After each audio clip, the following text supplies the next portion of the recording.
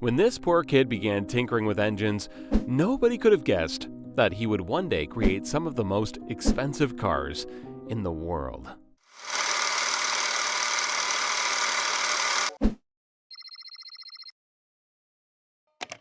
This is Frederick Henry Royce, born in 1863 in Alwilton in England. Henry was the youngest of 5 children. His parents, James and Mary, ran a flour mill. James had followed in his father's footsteps, but he lacked business skills. Profits were meager, and for many years the Royce family lived in poverty. Things got worse, and in 1867 they had to file for bankruptcy.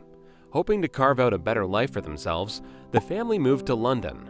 By this time, the 4-year-old Henry already had his first job, a bird scarer on a local farm. His pay? 6 pence a week. Then, in 1872, disaster struck again. Henry's father passed away.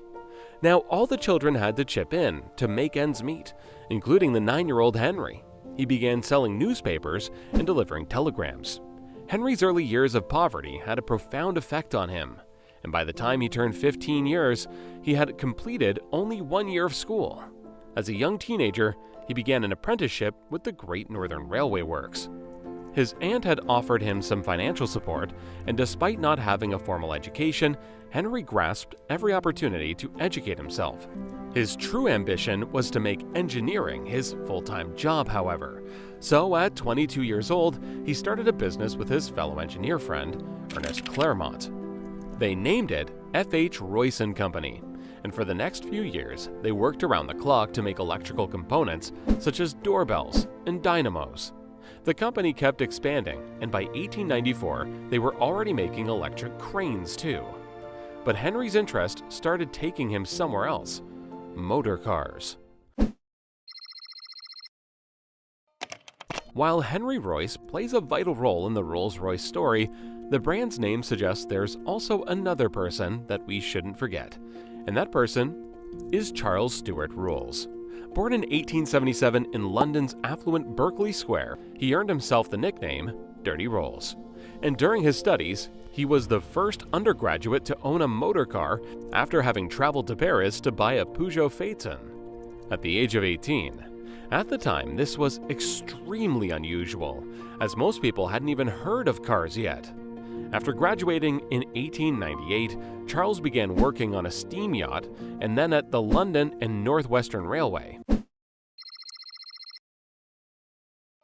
When running his company, F.H. Royce & Company, Henry became increasingly interested in motor cars. In 1901, he decided to improve a second-hand 2-cylinder DeCauville car that he had bought, but he wanted more, and so he decided to build a car on his own.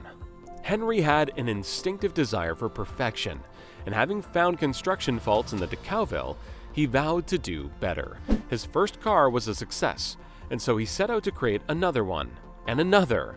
Of the 3 cars that he had built, he gave one of his business partners, Ernest Claremont, and the other he sold to one of their shareholders, Henry Edmunds. And it was this Henry Edmunds who would eventually arrange the meeting between Rolls and Royce. Henry Edmunds was a shareholder in Royce's company and a friend of Rolls. After having bought one of Royce's cars, he began boasting to Rolls about it. At the time, Rolls was frustrated with only being able to sell foreign imports in his company, so Edmunds arranged a meeting. Little did Edmunds know that the meeting would change the future of motoring forever. While Henry Royce and Charles Rolls were 2 very different people, they also made a great duo, and the massive success with the cars led to the creation of the Rolls-Royce Company in 1906. Then came the launch of the 6-cylinder Silver Ghost. Within a year, it was hailed as the best car in the world. Impressive! But for this, they also had Charles's partner to thank. Over the years, daredevil Charles's interest in aviation kept growing. He even tried to persuade Henry to develop a design for an aero engine, but Henry refused. To continue living out his aviation dreams, Charles bought a Wright Flyer aircraft, with which he made over 200 flights.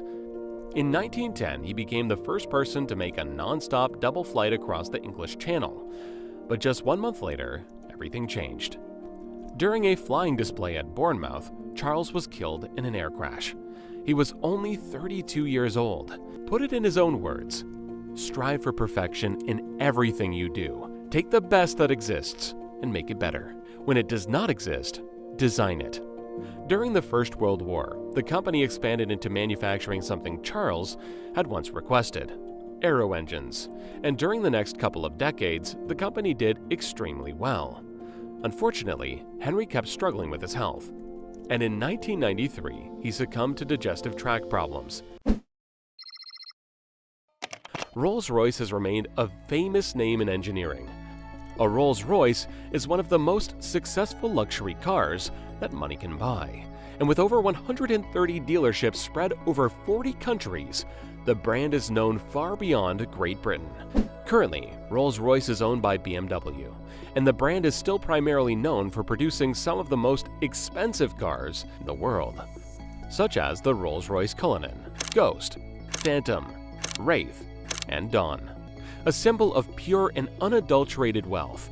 Something tells me the two men would be proud. Had you already heard of the many people involved in Rolls-Royce's history? And what would you like to add to the story? Share it in the comments. And if you enjoyed this video, then take a look at our channel for more inspiring business videos.